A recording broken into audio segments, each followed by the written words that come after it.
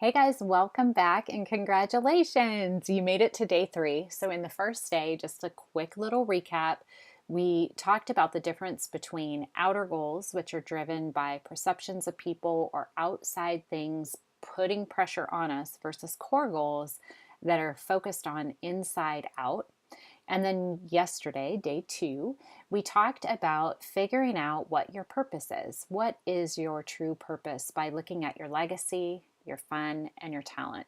Today, we're going to dig into income goals and impact goals. And then tomorrow, we're going to get really specific with tactical project plans. Okay.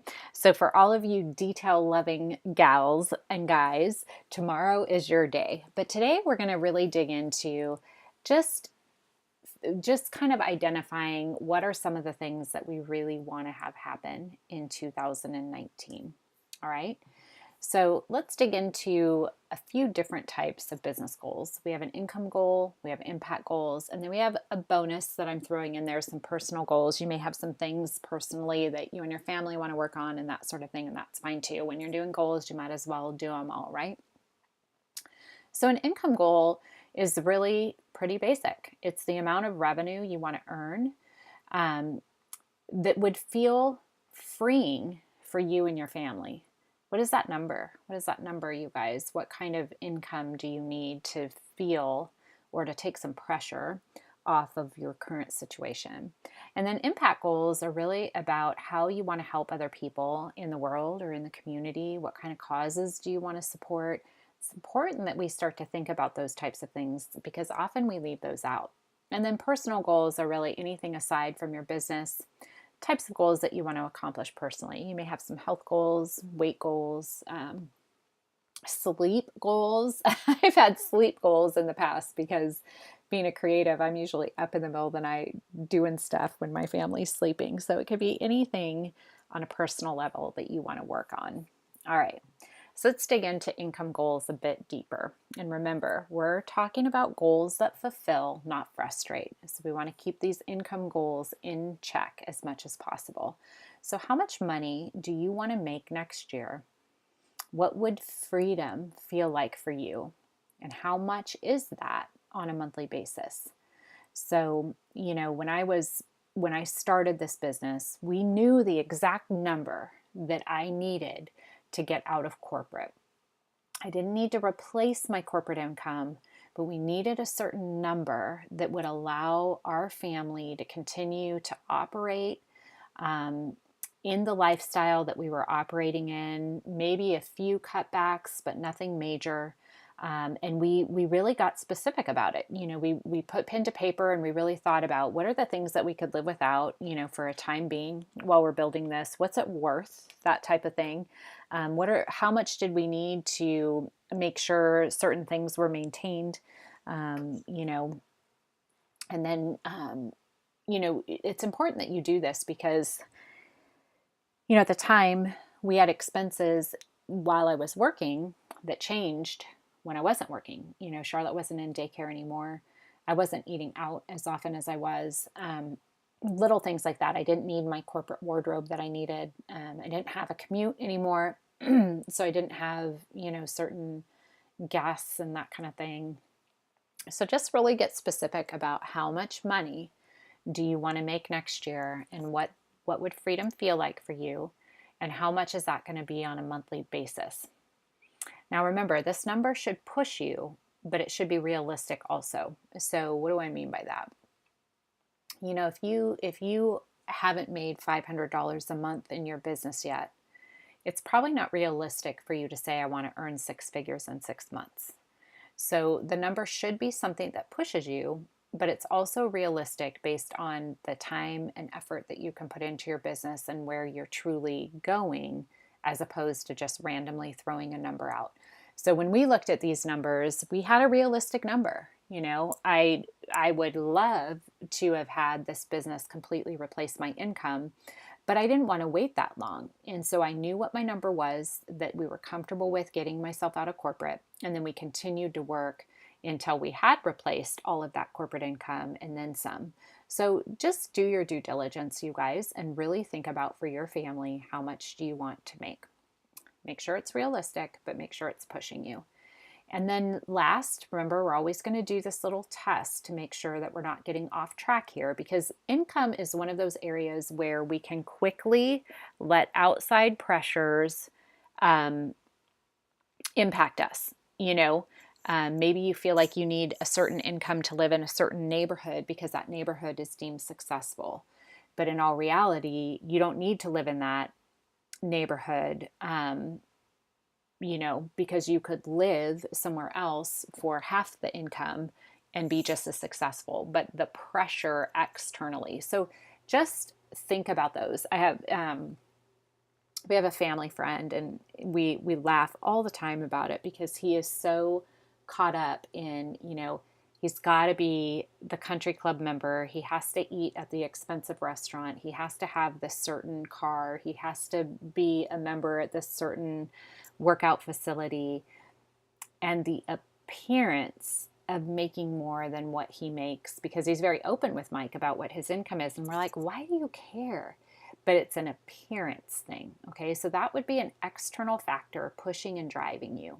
Okay, let's try to really scrub those out, because you're not going to be satisfied there, because the reality is you're never going to have enough to make that pressure go away until you heal whatever is going on in your heart that needs to be healed so that you don't feel that pressure. Make sense? So again, we're going to ask ourselves, is this number aligned with how we want to feel next year? And does the number feel good, or does it feel like an outer goal, outer pressure, external pressure? And you know what? Sometimes this pressure could be coming from your sponsor, or who knows. So just really do some soul searching there, okay, you guys? All right, so now we're going to talk a little bit about how you're going to actually achieve that goal. Your income goal is going to be your overarching revenue that you want to earn next year. So we want to get really clear on how we're actually going to go about that. So for example, maybe you need to double your org volume, or maybe you need to have a certain amount of new customers or new business partners, or maybe you need a certain level of new, or a certain amount of new level 5s, or maybe new car drivers. Figure out the how of hitting your goal and write those down.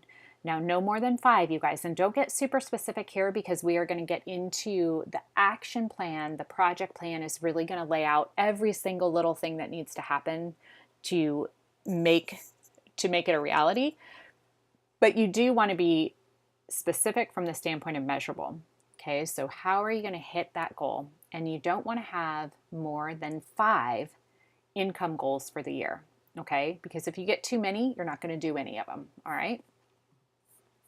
Okay, so an example, build 2 new level 5 leaders throughout your organization. Maybe recruit 50 new business owners. Maybe recruit 100 new customers. 20% of all new business partners to level 2 within the first 90 days. So you get the gist of it. Where are you going to be able to drive org volume to increase your paycheck, and then where can you drive it within your organization as well? Okay. Now, one of the things that we want to make sure that we're doing here is that we're making these things measurable. So a non-measurable type of goal would be to grow level 5 leaders. A measurable goal would sound more like grow 5 new level 5 leaders within my Gen 1 to Gen 6 by April, with half of them hitting circle volume. So do you see how those specifics allow you to measure? Basically, I want you to think measurable is really putting something to paper that allows you to know when you hit it and when you're done with it. When you say something like grow level 5 leaders, that could just be forever, right? But when you say grow 5 new level 5 leaders within my Gen 1 to Gen 6 by April, with half of them hitting circle volume, you're going to know when you hit that goal. You're going to be able to check things off your list that say, yep, I did it, or no, I'm not there yet, and adjust accordingly, okay? So remember, measurable basically means you know when you hit it and when you're done. Okay, so let's talk a little bit about impact goals. I think so often we don't even think about this stuff, you guys. And at the end of our life, we're not really going to be all that concerned with work. We're going to be concerned with our legacy, and we're going to be concerned with the people we love most. And so I really want you to spend some time thinking about impact goals this year. What measurable way do you want to impact others around you or the world? So, if you're looking at your team, um, how do you want to leave them? Do you want to leave them feeling like they're a different person? So I got this really cool message, you guys, from one of my directs who um, doesn't often hit EC. She's been with the business for maybe 3 years now or so. But her note to me said, because of her experience under my leadership and in this company and on our team, our community, which is all of you guys, she is doing things she would have never done before. She's braver, she's more confident, she's a better person than she was when she started. That would be an impact goal, you guys. Like how do you want to impact the people that are joining your organization? How do you want to impact your direct partners? How do you want to impact your family, or maybe your local school, or something in the community or the world? It doesn't have to be your team, you guys, but it can be your team. This could be helping your online or offline community, or serving in a nonprofit, or serving in a school. I highly, highly, highly recommend finding a cause, you guys, that is important to you, because giving back is one of the most powerful things you can do to contribute to your happiness and your fulfillment and your satisfaction. When we serve and help others, there is something about it that is so much more rewarding for ourselves. I think too often we just throw that aside. And if you get really intentional about it, you're going to see some massive shifts in your life. Okay. So, in what measurable way do you want to impact others around you, in the world, in your community, in your family? So, here could be some examples. Um, Maybe in 2019, you want to adopt 3 families for Christmas. Maybe you want to pay for 5 family layaways. Maybe you want to volunteer weekly at the hospice center. Maybe you want to teach a free class. Remember, you want to make these measurable. And so you want to get some specifics there. And don't forget, tomorrow we're going to get into what the project plans look like for each of these. But really give some thought to this, you guys. How do you want others to feel after they've interacted with you, after they've had an experience with you? Do you want them to feel drained and awful, or encouraged and better? Okay, so now it's time to really make them real, you guys, which means we need to write them down. So write down your income goals. Remember, you don't want more than 5 of them. Write down the main projects that are going to need to happen for that income goal to come to fruition.